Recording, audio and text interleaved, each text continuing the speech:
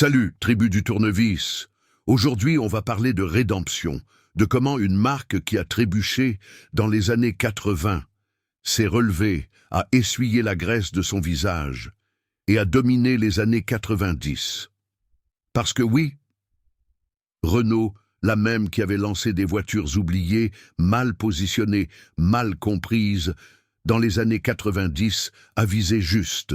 Ce n'était pas de la chance, c'était du courage, de la vision et une bonne dose d'audace française. Aujourd'hui, je vais te montrer les 5 plus grands succès de Renault dans les années 90. Des voitures qui non seulement se sont vendues, mais ont bouleversé l'industrie. Qui non seulement ont plu, mais ont séduit le monde entier. Ce n'est pas de la publicité, c'est de l'histoire, écrite en acier, en cuir et en kilomètres parcourus. Accroche-toi bien à ton tournevis, la gloire est sur le point de démarrer. En 1990, l'Europe était dominée par les Allemands. La Golf régnait en maître, la Corsa son prince. Et la France, elle avait besoin d'un héros. Ainsi naquit la Clio.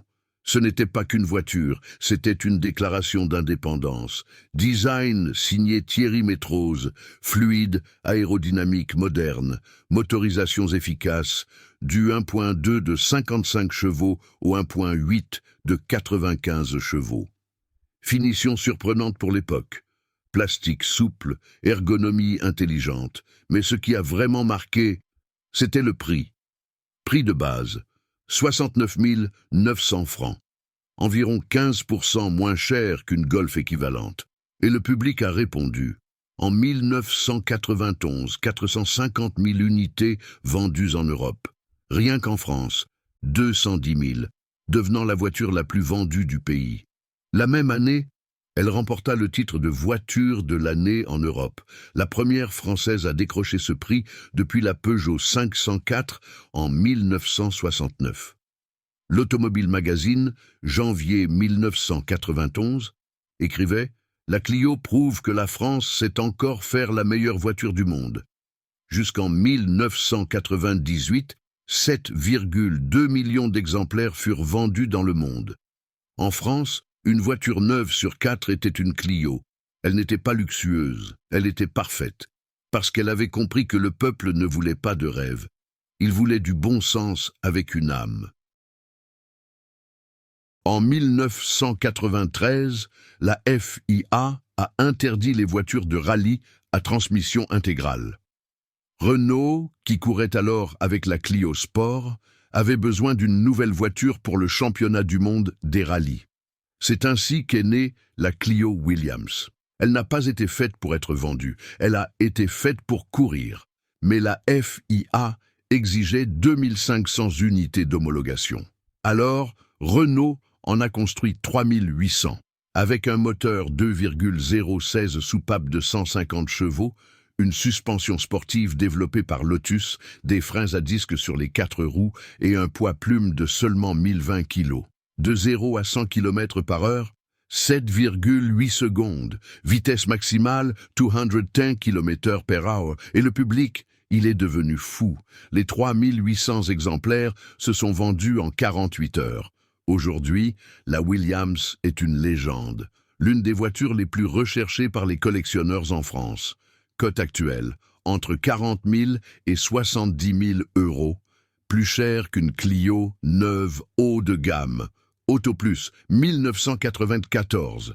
La Williams est la dernière véritable hot hatch française, légère, pure, honnête. Elle n'a pas été faite pour être vendue, mais elle est devenue le symbole d'une génération, parce qu'elle a prouvé que Renault savait encore construire des voitures de conduite pure. En 1995, Renault a fait quelque chose d'audacieux. Elle a lancé une berline compacte avec des feux arrière en forme d'arche, un tableau de bord numérique incliné et un design asymétrique. Le monde a trouvé ça étrange, mais le public français en est tombé amoureux. La Megane Prime succédait à la R19, mais avec une âme entièrement nouvelle. Aérodynamique, 0,31. L'une des meilleures de son époque, sécurité inédite, airbag double de série, structure anti-collision renforcée. En 1996, elle remporta le titre de voiture de l'année en Europe, la deuxième française à l'obtenir dans la décennie. Vente. Entre 1995 et 2002, plus de 11,5 millions d'exemplaires vendus dans le monde. En France, 2,1 millions, devenant la deuxième voiture la plus vendue des années 90. Le Monde, mars 1996. La Mégane prouve que l'innovation n'effraie pas les Français. Elle effraie la concurrence. Elle n'était pas conventionnelle, elle était visionnaire, parce qu'elle avait compris que l'avenir n'avait pas besoin de ressembler au passé. En 1996, personne en Europe ne croyait au succès d'un monospace compact, mais Renault a osé. Basé sur la plateforme de la Mégane, le Scénic offrait 5 sièges individuels, l'espace d'un minivan, mais avec la taille et le prix d'une berline compacte. Ce fut un séisme. En 1997, 400 000 unités furent vendues en Europe.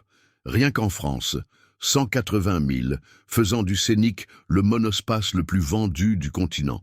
La presse l'a surnommé la famille intelligente, parce qu'il résolvait le problème de l'espace, sans jamais ressembler à une fourgonnette. En 1997, il reçut le prix européen du design. En 1998, il fut élu voiture familiale de l'année par Auto Plus. Jusqu'en 2003, 2,8 millions d'exemplaires furent vendus en Europe. L'Express, avril 1997. Le Scénic n'est pas une voiture. C'est une solution pour la vie moderne. Il n'a pas suivi une tendance. Il en a créé une. Parce qu'il avait compris que les familles ne voulaient pas de luxe, elles voulaient la liberté avec le confort. Dans les années 90, ceux qui voulaient une berline moyenne achetaient allemand. Renault a décidé de changer cela. En 1994, elle lança la Laguna I.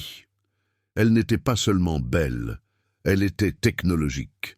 La première voiture européenne équipée d'une carte de démarrage, oui, avant Mercedes.